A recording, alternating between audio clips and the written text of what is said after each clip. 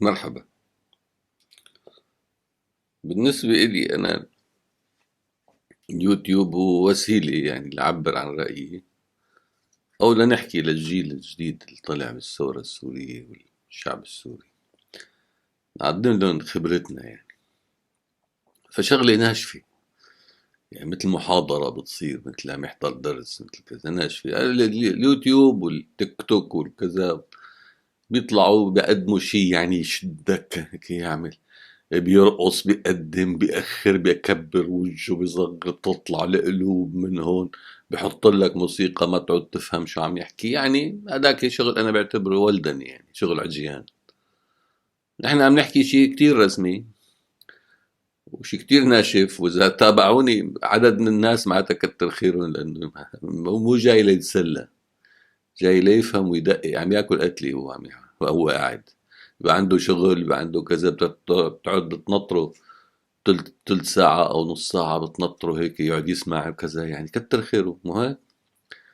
فمش موضوع عم شده شوق وكذا، ولا بختار العناوين اللي بتشد واللي كذا مشان نجيبه بعد ما يتفرج دقيقتين ثلاثة يقول لك أنا في شيء، مثل العادة يعني تلاقي عنوان طويل عريض تفوت عليه تلاقي مش شيء. إذا ما عندك شيء محتوى جيد لا تحكي. هلا هي دراسات، حامل دراسات أنا هلا عملتهم جديد، عم أحدث يعني العلاقات الأمريكية الإيرانية، صراع الشر والشيطان. يعني بتعرفوا هديك بيقول محور الشر وهذا بيقول الشيطان. هلا يعني حق عم يتصارعوا ولا عم يتعاونوا؟ هلا بدنا نشوف بالدراسة. طبعا دراسة كتير مختصرة وكتير مكثفة، يعني مو شغلة جاي تاخد تلقط شغلة تمسكها وتمشي، لا بدك تفهم المناخ العام، الفكرة كلها كيف اشتغلت. وفي دراسة تانية عن تركيا، وفي دراسة عن إسرائيل، ودراسة عن النظام السوري.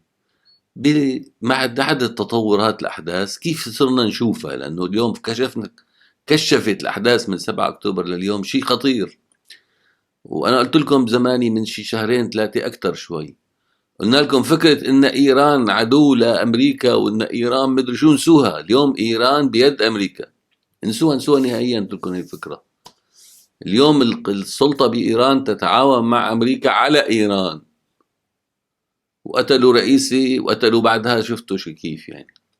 يعني أجهزة بإيران عم تتعاون مع الأمريكان لتصحيح صورة إيران بأمريكا ولإدارة مصالح بالشرق الأوسط بالتقاسم. إنه العراق إلك لا، إلي لا، بتاخد الشيعة بتاخد السنة، عم تقسموا هيك. إيه خلينا نحكي بالمحاضرة هلا. إذا بدنا نقوله هون العلاقات الأمريكية الإيرانية، يعني ما نقول صراع، نقول العلاقات. هو ليس صراع، هو توافق الشر والشيطان. بس حطيناها صراع خجلا من الأمريكان. لم تدخل الولايات المتحدة الأمريكية بشكل فعلي ومهيمن للشرق الأوسط إلا بعد الحرب العالمية الثانية. تعرفوا ما كانت دولة استعمارية، كانت عم تستعمر لسه الهنود الحمر، كان أراضي شاسعة وإمكانات هائلة بالدولة. إيه سابقا كانت بريطانيا، تعرفوا بريطانيا صغيرة هالقد حكمت العالم، وفرنسا، وقبل البرتغال وإسبانيا وكذا والى اخره. قد صممت هذه المنطقة وفق اتفاق سايكس بيكو.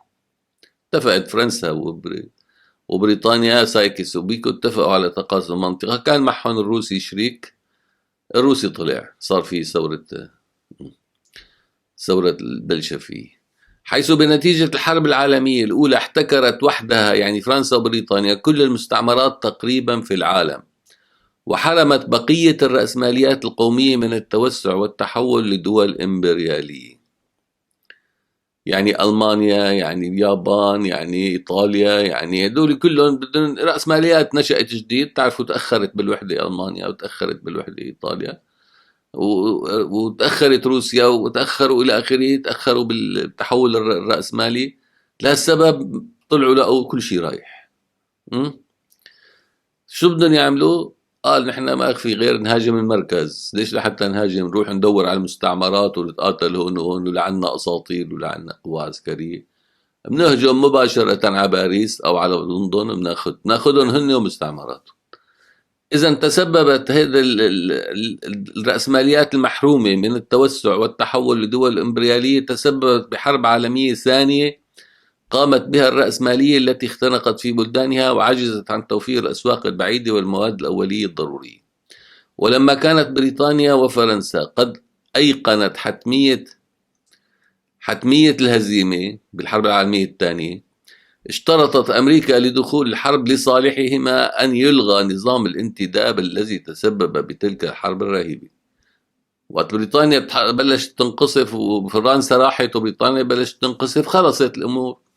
فالبريطاني واللي هربوا من فرنسا معه اتفقوا مع الأمريكي، تعال ساعد، ما في طريقة تانية، تعال ساعدنا. حتى ينزل الأمريكي اشترط عليهم، تأخر كتير، تأخر شي سنة، اشترط عليهم تلغوا نظام الانتداب. ليش؟ لأن أمريكا ما لها مستعمرات، صار بدها تاخذ حصة. يعني اللي كانت عم تطالب فيه ألمانيا هلا بدها تاخذه أمريكا. إذا اشترطت أمريكا لدخول الحرب لصالح بريطانيا وفرنسا أن يلغى نظام الانتداب الذي تسبب بتلك الحرب الرهيبة. وهكذا انقلبت موازين القوى وهزمت دول المحور عسكريا، لكن الحرب حققت أهدافها الاقتصادية والسياسية العالمية. يعني ألمانيا هزمت عسكريا لكن هدفها من الحرب تحقق، اللي هو انه التغى الانتداب. وشفتوا كيف ألمانيا نشطت بعدها واليابان آخرين. نظام الانتداب اللي كان أخذ محتكر العالم كله، الأسواق كلها اللي فيها تبادل غير متكافئ، تغير. بالتالي طلعت هاي القوة بيقول لك طالعهم الكتلة الوطنية وأبطال صاروا أبطال استقلال وصاروا أبطال مدري شو. طيب بلبنان مين أبطال الاستقلال؟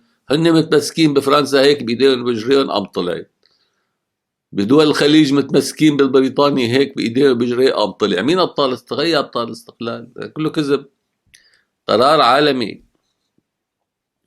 وهكذا انقلبت موازين القوى وهزمت دول المحور، لكن الحرب حققت أهدافها الاقتصادية والسياسية العالمية التي تخدم أيضا الإمبريالية الأمريكية، التي وجدت عدوا جديدا لها هو منظومة الدول الاشتراكية بعد الحرب العالمية الثانية، والتي ترفض كليا فكرة الرأسمالية التي تعتبرها أصل الحروب والصراعات والاستغلال. وهكذا أجبر البريطانيون والفرنسيون على الخروج عسكريا من الشرق الأوسط، لكن نفوذهم الاقتصادي والسياسي بقي كبيرا، مما جعل أمريكا تحرك الانقلابات العسكرية للإطاحة بالنخب السياسية والاقتصادية التي حافظت على ارتباطها بالمستعمر السابق. ومنهم من هذه الانقلابات العسكرية عبد الناصر في مصر والبعث في سوريا، الذين أمموا المصالح البريطانية والفرنسية. هلأ عبد الناصر في مصر دعموه شعبيا الإخوان المسلمين. فأنا وقت قلت أن الإخوان المسلمين هن ساهموا في تهجير اليهود من مصر وغيرها، طبعا هي الأنظمة القومية كانت مدعومة بالبداية من الإخوان المسلمين. يعني الإخوان المسلمين كانوا متعاونين مع عبد الناصر إلى أن اختلفوا بال56. أما قبل كانوا متفقين وكانوا منسجمين، بس وعوده لهم أنه رجعكم، اسمح لكم تشتغلوا وكذا، لأنه حظر الأحزاب كلها. نكس بها عبد الناصر، استمرأ السلطة، فصار في صراع. أما بالأصل اللي قام الانقلاب على الخديوي على الملك هو الإخوان، هي حركة الإخوان ومحمد نجيب رجلهم، عرفتوا كيف؟ واللي هجر اليهود هو الدولة المصرية، لكن إخوان المسلمين كان لهم يد بها. وبالعراق نفس الشيء، وبسوريا نفس الشيء. فهي النقطة حبيت توضحها، لأنه في ناس كتبوا لي إنه لا، الأنظمة القومية هي اللي هجرت مو الإخوان. لا، الأنظمة القومية كانت تابعة للإخوان. بهذاك الوقت لم تكن الأنظمة القومية على العداء مع الإخوان، بل كانت هي صداها، هي نفوذها. إذن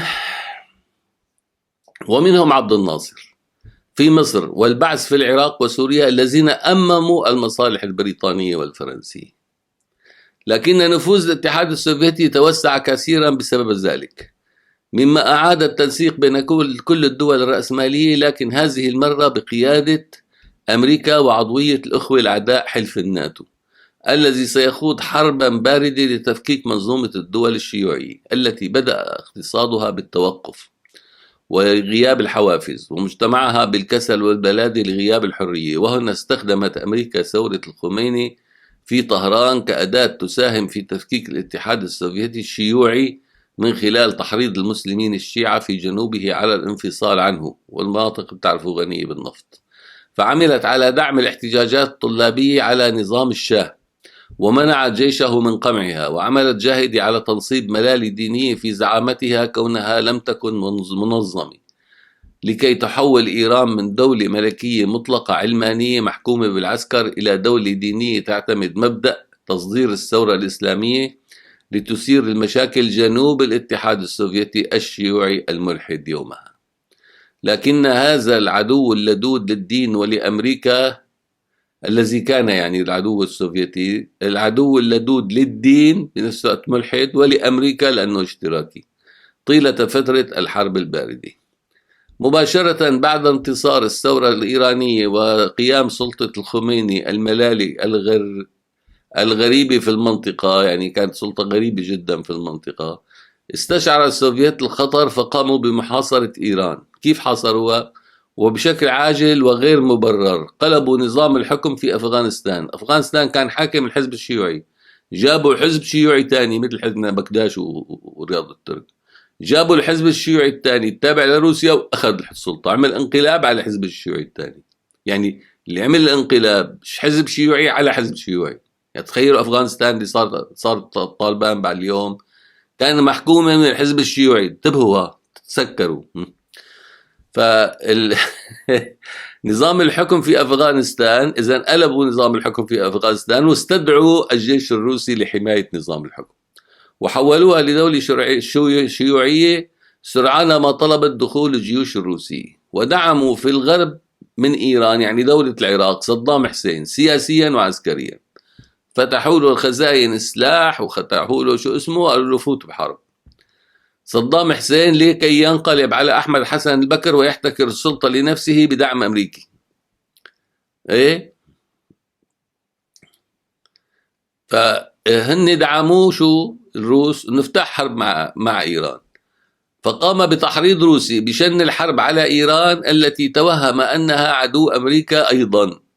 إنه تصدق هو إنه هي عدو أمريكا، قال لك أنا شو الروس عم يقولوا لي افتح حرب، وهيك أعدائها وراحوا. بتعرفوا مسرحية السفارة اللي طولت كتير كتير كتير، مسرحية السفارة الأمريكية والسفارة الإسرائيلية والرهائن ومدري شو، هاي المسرحية. فكان معتقد هو إنه يا أخي أمريكا وروسيا بدهم إياه، أنا بفتح حرب معها يعني بخلصهم منها، أنا زلمة عندي جيش وعندي كذا. فتورط بالحرب مع إيران مصدقا مسرحية السفارة الأمريكية والإسرائيلية، لكنه بفعلته كان يقوم بإشغال إيران عن الهدف من ثورتها الإسلامية.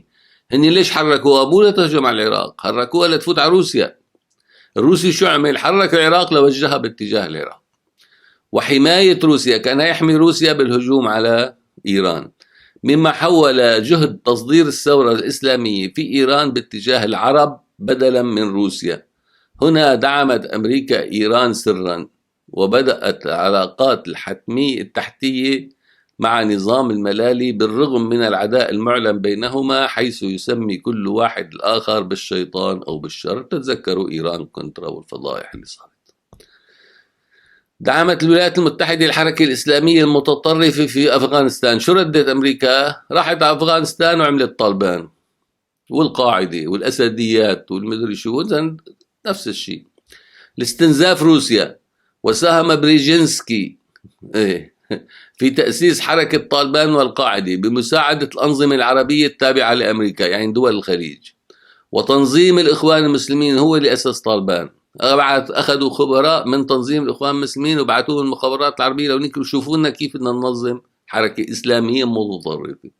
تصميم الإخوان المسلمين أداة بريطانيا في معارضة تلك الأنظمة وعدم ترك الساحة الأمريكية. وقت اللي اختلفوا الإخوان والقوميين الانقلابيين العسكريين، هذيك يعني يمثلوا مصالح أمريكا ومكترين، هدول صار بدهم جهة تانية يتعاملوا معها، فلقطوهم البريطانيين وشدون لهم. صار الصراع بين أمريكا وبريطانيا، صار الصراع هو يتجسد على الأرض، صراع بين القوميين وبين الإخوان.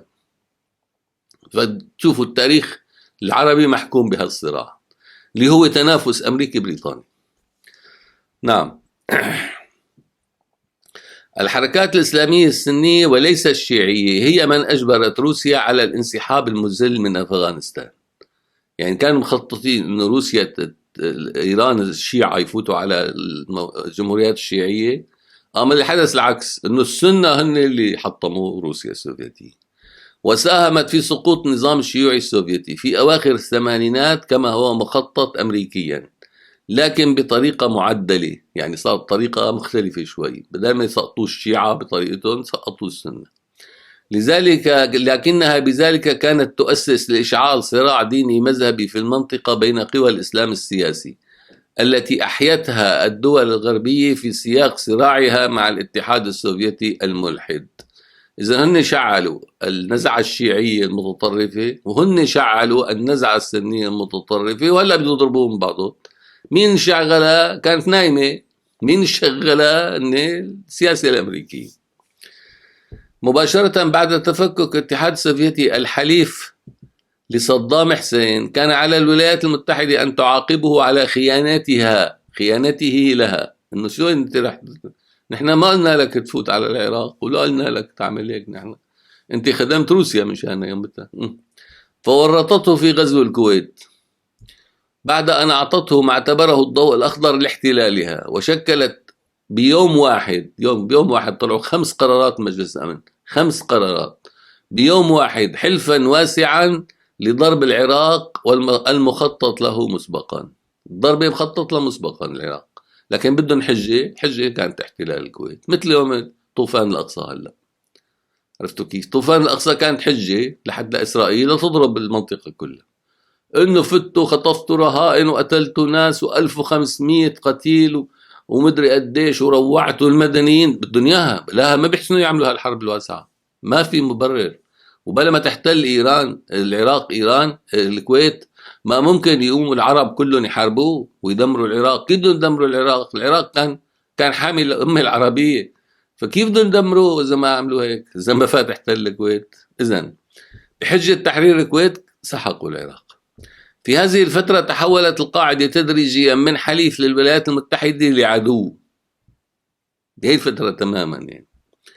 فالحرب التي تشنها الولايات المتحدة على الدول السنية التي ترعى الإخوان المسلمين خاصة العراق ستغير قواعد التحالف. والإخوان صمموها وزبطوها والى آخره، وصارت أمريكا تشن حرب على العراق وعلى كذا الدول هذه، فقلبوا. صارت القاعدة اللي عملتها أمريكا ضد أمريكا. ستغير قواعد التحالف، حيث بدأت القاعدة بتوجيه الرسائل الساخنة التي ترد عليها أمريكا بالغارات الجوية، والتي وصلت ذروتها في أحداث 11 سبتمبر 2001. هنا تغيرت سياسة الولايات المتحدة، واعتبرت القاعدة والإسلام السني عموما هو العدو رقم 1 لها. هنا صار أحداث 11 سبتمبر، تغيرت سياسة الولايات المتحدة واعتبرت القاعدة والإسلام السني عموما هو العدو رقم 1 لها.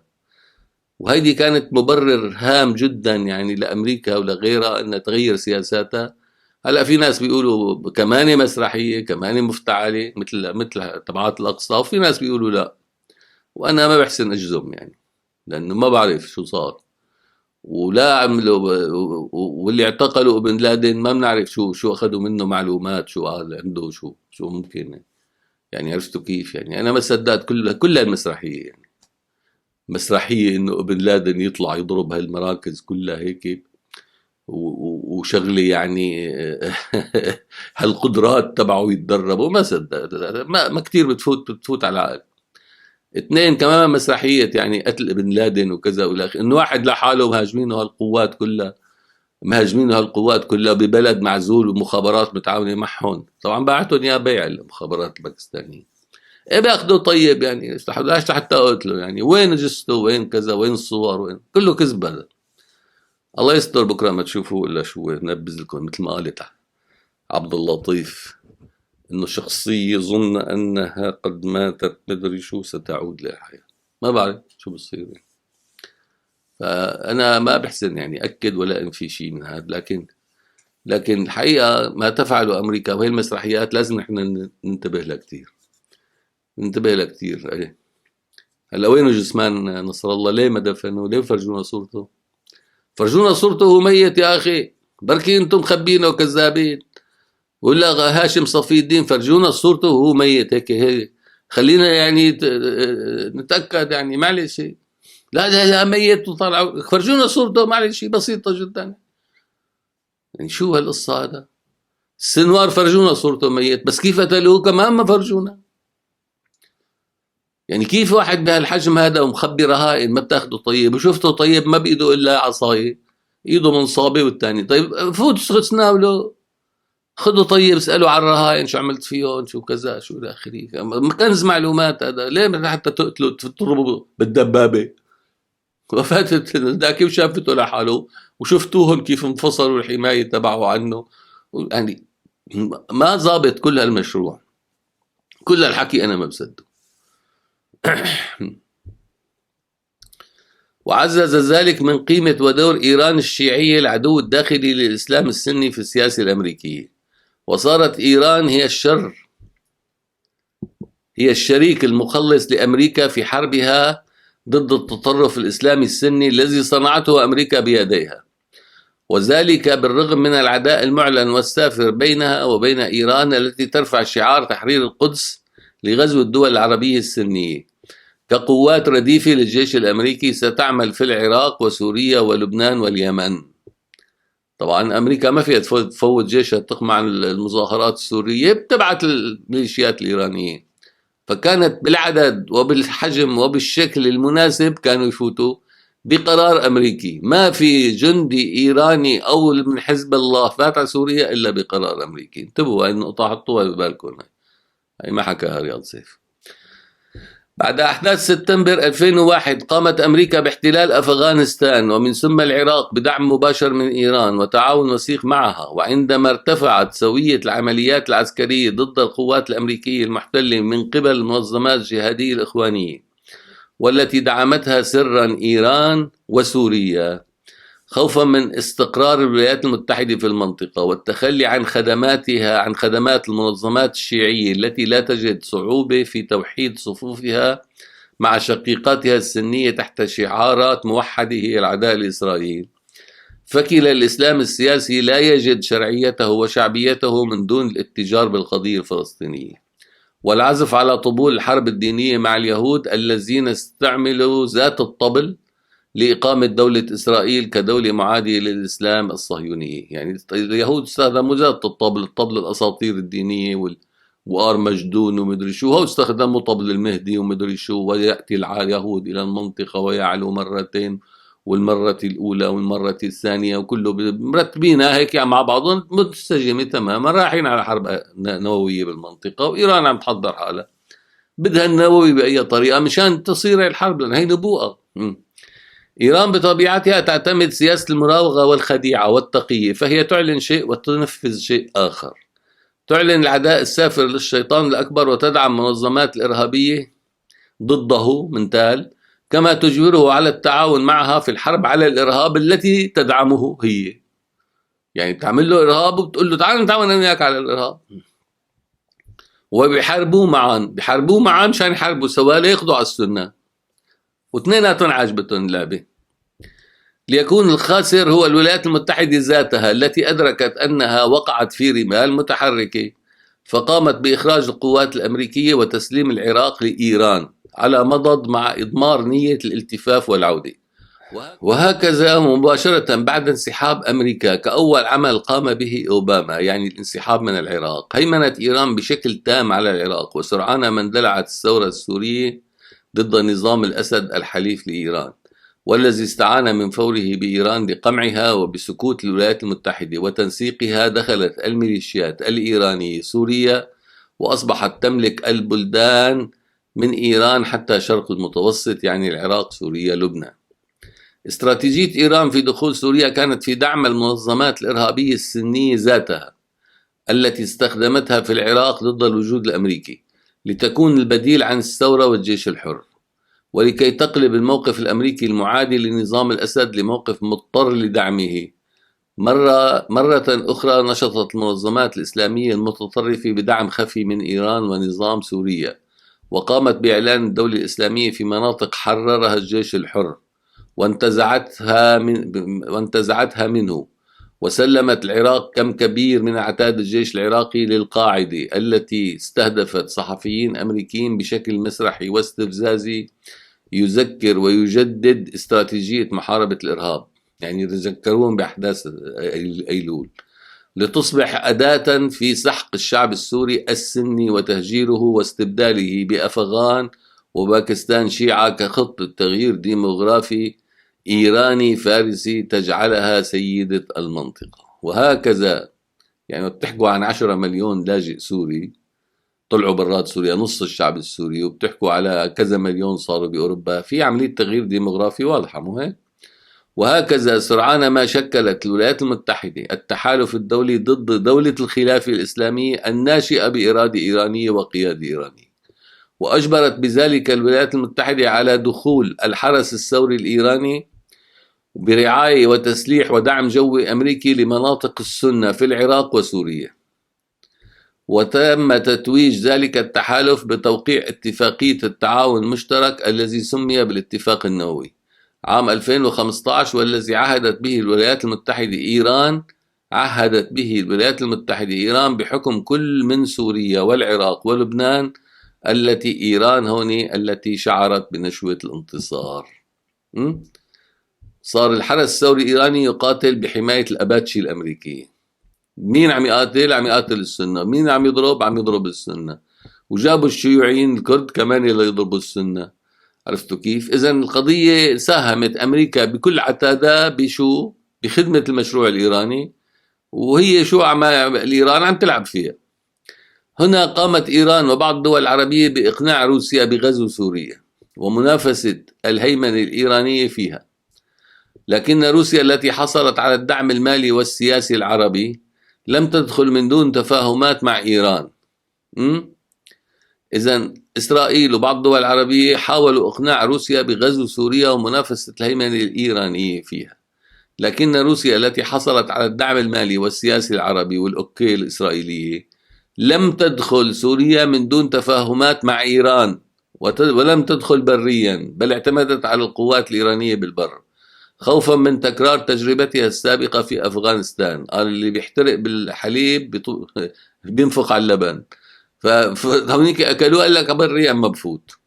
فقام طيرانها بمساندة الميليشيات الإيرانية في حربها ضد العرب السنة في سوريا، ولم تحارب سوى المدنيين السوريين، وقدمت بذلك لإيران المزيد من المناطق في عموم سوريا وأهمها حلب، مما سيتيح لإيران نقل أعداد كبيرة من الشيعة للاستيطان في سوريا. وهكذا كان التدخل الروسي يصب أيضا وتماما في مصلحة إيران، ويؤدي لعكس النتيجة التي كانت هدفا له من قبل الذين طلبوا تدخله، يعني السعودية ودول الخليج وإسرائيل. لم تنجح روسيا في تحجيم الهيمنة الإيرانية في سوريا، بل بالعكس تماما، ولم تنفذ تعهداتها لإسرائيل بإبعاد إيران عن حدودها ولو مسافة 70 كيلومتر. وهكذا وجدت إيران نفسها بموقع قوة فائق بتحالفها مع القوتين الأعظم في العالم أمريكا وروسيا، لذلك صارت تتمدد بشكل وقح وتدير تحالفاتها الواسعة لتصبح بالحجم والقوة الذي يهدد إسرائيل وجوديا، حيث شعر العرب باليأس من مقاومة النفوذ الإيراني المدعوم غربيا وشرقيا، وبدأوا بالتقارب المذل مع إيران والانبطاح أمامها لإنقاذ دولهم وسلطاتهم وممالكهم، بعد أن تيقنوا أن الولايات المتحدة تدعم إيران على حسابهم، وقسم منهم باشر علاقات مميزة مع دول أخرى كالصين وغيرها. وتشوفوا الانبطاح القطري والانبطاح الإماراتي والانبطاح السعودي والانبطاح الكويتي للإيراني انبطاح مذل يعني جدا. لقد تعاونت أمريكا مع نظام الملالي في عموم المنطقة وفي معظم الملفات، وكذلك في العالم وخاصة أفريقيا، حيث قوضت إلى حد كبير نفوذ فرنسا فيها. يعني إيران اليوم تتعاون مع أمريكا بأفريقيا بشكل هائل لتقوض نفوذ الفرنسي. ما فيها فرنسا أمريكا تطالع فرنسا هيك بدها أداة، مو هيك شو مين الأداة؟ يا بتفوت القاعدة يا بتفوت إيران. واستخدمت الغطرسة الإيرانية لدفع العرب لحضن إسرائيل والاستنجاد بها لوقف المشروع الإيراني الذي بدا وكأنه سيبتلع الشرق الأوسط كله. أجادت إيران اللعب على المتناقضات وتوظيفها بسياساتها المراوغة التي تعتمد مبدأ التقية، ولكنها لم تقدر أنها مكشوفة تماما للأمريكي الذي أراد منها أن تصدق أنه غبي وأنها قوية وأنه صديقها الفعلي غير المعلن وأنها بإمكانها الاعتماد عليه والثقة به. هون كان الأمريكي عم يشتغل بطريقة تانية. طبعا الأمريكي ما بنضحك عليه. تناقض المشروع الإيراني، المشروعين الإيراني والإسرائيلي أصبح واضحا بشكل متزايد منذ عام 2013، وأصبح فاقعا بهزيمة الشعب السوري وهيمنة إيران المطلقة على الدولة السورية. لم تكن الولايات المتحدة لتعتبر إيران الملالي شريكا استراتيجيا لها كإسرائيل، بل مجرد أداة فعالة اضطرت لاستخدامها مؤقتا، وعندما يصبح عليها التضحية بأحدهما يعني إيران أو إسرائيل سوف تفضل إسرائيل بكل تأكيد. لقد قامت إيران بكل المهام المطلوبة منها وصارت على أهبة الاستعداد للهيمنة على دول الخليج أيضا تحت شعار تحرير القدس ودمار إسرائيل، أي أخطأت ذات خطأ صدام حسين ووقعت بذات الفخ الذي وقع به. طوال عقد كامل من الزمن كانت الولايات المتحدة تعمل من داخل إيران عبر الإصلاحيين الذين وضعوا تحت الضغوط والحجز من قبل نظام الملالي، والذين استطاعوا التعاون مع عدد كبير من ضباط الحرس الثوري الطامح لاستلام السلطة وزيادة نفوذه كأي مؤسسة عسكرية على حساب سلطة رجال الدين، وسرعان ما زاد نفوذهم الاجتماعي والاقتصادي حتى هيمن الحرس الثوري على معظم الصناعات والتجارة، مما سرع تسلق مجموعة من ضباطه شكلت حلقة داخلية متعاونة مدعومة من الإصلاحيين ومن الولايات المتحدة. تسلقت للقيادة بعد أن قامت أمريكا ثم إسرائيل بضرب كل من يعيق صعودهم للسلطة، بدءا بقاسم سليماني وصولا لإسماعيل قآني. بغض النظر عن العداء الإعلامي فإن الصراع الفعلي الإيراني الإسرائيلي اندلع عمليا بمعركة 7 أكتوبر في غزة بسبب تأييد ومساندة إيران وأذنابها لعملية حماس، والتي استتبعت عملية عسكرية ضخمة ومعقدة ضد غزة، مما أساء كثيرا لصورة إسرائيل وحسن صورة إيران أمام الشعوب العربية وغطى على هيمنتها وجرائمها في الشرق العربي. زاد ذلك من صعوبة توقيع سلام بين إسرائيل ودول عربية أخرى. هنا قررت الولايات المتحدة، يعني ما معقول العرب يروحوا يوقعوا سلام على دماء 100,000 فلسطيني في غزة، يعني ما معقول، يعني الجرائم اللي صارت يعني بتأخر كثير. هنا قررت الولايات المتحدة إحداث تغيير استراتيجي في خطتها في الشرق الأوسط الذي بدأت تخسره جديا لصالح الصين وروسيا، بدءا تركيا وإيران والعراق وصولا للسعودية اللي راحت على البريكس وهلا انسحبت. ولم يعد الإرهاب الإسلامي هو عدوها الأهم، بل صار النفوذ والتوسع الصيني هو ما يهدد أوروبا والغرب بخسارة منطقة النفط العربي لصالح الصين. هكذا أخرجت خطط الدولة العميقة من الدرج، وبدأت أمريكا بالتنفيذ بغض النظر عن قرارات السلطة السياسية المتنازعة في أروقة البيت الأبيض والكونغرس، الذي تحول لمسرح عرائس نتيجة فشل النخب السياسية كاملة في أمريكا. طلعت الدولة العميقة عم تشتغل لحالها، السياسيين آخر من يعلم. البنتاغون والاستخبارات الأمريكية كانت قادرة على تقديم كامل المعلومات التي تحتاجها إسرائيل لضرب أذرع إيران وتصفية قياداتها، بما يساهم في صعود الفريق الجديد الذي تدعمه أمريكا سرا داخل إيران.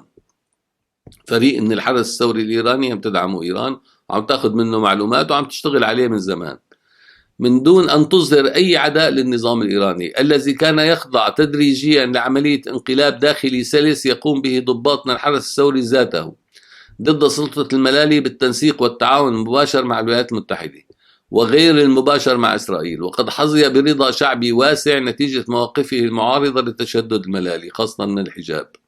وهكذا تمكن هذا الفريق من قتل الرئيس رئيسي وفرض رئيس إصلاحي طرطور تابع لهم، ثم قدموا رسائل ود لإسرائيل ومجموعة كبيرة من الهدايا، وأولها مقتل هنية ثم تسليم قيادات حزب الله للذبح، على يد السلاح الجوي الإسرائيلي الذي تقدمه أمريكا وتدفع ثمنه دول الخليج العربي.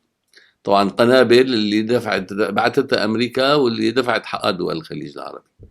في النهاية يمكن اعتبار أن كامل النجاحات الإسرائيلية التي كانت بسبب مساعدة المخابرات الأمريكية وباستخدام كم هائل من المخبرين المندسين في النظام الإيراني الذي تحول من شكل إلى شكل، من نظام إسلامي ثوري يصدر الثورة لحليف منضبط لأمريكا يقوم بالدور المرسوم له تحديدا. وهكذا تشنبت أمريكا الحرب الواسعة بين إيران وإسرائيل، بل أدارتها بالوكلاء وحافظت على التوازنات فيها بحيث تكون هي المتحكم، ونسقت الرسائل العسكرية بين إسرائيل وسلطات إيران الجديدة بشكل بالغ الدقة والوضوح المفضوح، حيث كنا أمام مسرح صراع لا يصدقه حتى الأطفال. باعت بها السلطة الجديدة في إيران أزرعها وأذنابها مقابل الحفاظ على سلطتها وخلع ثوب الملالي والعودة للحضن الأمريكي والنظام العسكري الذي صار هو اللاعب الأوحد. أمريكا في الشرق الأوسط يوزع المهام والأدوار والحصص على الجميع بما فيهم روسيا التي ما تزال تحلم بالبقاء ولو الشكل في سوريا، عن طريق تشكيل إطار تعاون بينها وبين النظام السوري والتركي والخليجي الذي يتخوف من مطالبة أمريكا له بإجراء إصلاحات تقيد كثيرا فساده وسلطاته المطلقة. أصبح الشرق الأوسط جاهزا للاستقرار والإنماء بمجرد وجود خطة أمريكية لدعم الديمقراطية وسلطة القانون وإزاحة المجرمين والمرتكبين عن السلطة. لكن أمريكا هل فعلا ستقوم بذلك؟ هل سيتخذ الرئيس الأمريكي الجديد القرار بتنفيذ ما حضره له رجال ومؤسسات الدولة العميقة؟ أم ستراوح المنطقة مدة أخرى بين السلام والحرب بانتظار نتيجة الصراع في داخل إسرائيل التي تعجز حتى الآن عن السير في طريق للسلام، حين حتى الذي يقفز فوق القضية الفلسطينية، حتى لو كان سلام، يقفز فوق القضية الفلسطينية ما قدران يمشوا باتجاهه. يبدو أن السلام في إسرائيل مفقود داخليا قبل أن يفقد خارجيا، فبحكم تكوين إسرائيل وعقيدتها يصبح السلام والاستقرار مجرد حلم، مثل حلم أرض الميعاد. وكذلك في عموم الشرق الأوسط الذي يرقص على إيقاع الدولة العبرية التي عبرت جدار الزمن نحو الماضي البعيد وجرت معها الآخرين نحو النبوءات أو الكوابيس الأسطورية التي صارت أهدافا لدول. طبعا هنا ننتظر القرار الإسرائيلي، إن إسرائيل هل ستتخلى عن أساطيرها وأحلامها في الحروب ومدري شو، ولا رح تصير يعني دولة مدنية مثل ما بيقولوا، ولا هي رح تضل هيك وبالتالي تجر المنطقة لصراعات أطول أكبر. لكن جو مناسب تستطيع أمريكا أن تفرض تحول ديمقراطي بعموم الشرق الأوسط. اليوم أصبحت هي اللاعب الوحيد والأقدر، يعني إيران تحت باطة، تركي غصبا عنه بيرجع تحت باطة، النفوذ الروسي معتمد على الوجود الإيراني العسكري، إذا راح الوجود العسكري الإيراني من سوريا النفوذ الروسي جوي ما له قيمة، جيش النظام هل كله جاهز اليوم للتغيير إذا أمريكا قررت. وأنا مع أني أنا حتى الآن لا أعتقد ذلك، لأنه أمريكا أيضا تعيش حلم هار مجدون ومدري شو إلى آخره، يعني ما يزال الجنون هو الذي يحكم العالم. فعنا صراع هلا لحتى نتخلصهم من فكرة هيدي رجعة المسيح وشو اسمه صراع ايديولوجي، يعني ايه نتخلصهم من فكرة رجعة المسيح ومرجعة المهدي والصراع اللي شو اسمه الى اخره، يعني هذا انه ضرب نووي وتدمير العالم لكي يرجع المسيح ومدري شو. ليه بده يدمر العالم؟ معتر العالم يعني، رجعوه بدون ما يدمر العالم ضروري يعني. وليش بده يرجع يعني؟ ليش هذا المسيح اللي نزل هو نفسه المسيح؟ يعني اليهود بيقولوا لا مو هو، بيقولوا هذا ييشو الكذاب الذي ضلل بني إسرائيل. والمهدي تبعكم مو شيعي، بيجي سني، المهدي سني ما بيصير يعني. وحتى علي بن طالب والحسن حسين سنة، هذول مو شيعة. يعني كيف ظابطة معكم ما بعرف، يعني بدكم تجيبوا واحد بده يحارب الشيعة؟ معقول ينزل المهدي يحارب الشيعة؟ يعني الإمام المعصوم ينزل ضدكم؟ معقول يعني؟ بصير والله ما بعرف. بينزل أول ما بيقاتل الشيعة. طيب مو شغلوا عقلكم، نحن نحكي لكم شغلة عن آدم مشان تتفهموا، يعني تفهموا. تفهموا انه هي الاساطير يعني تفهموها بطريقة تانية، عيب عليكم يعني تاخذونا لهذا المحل. يتبع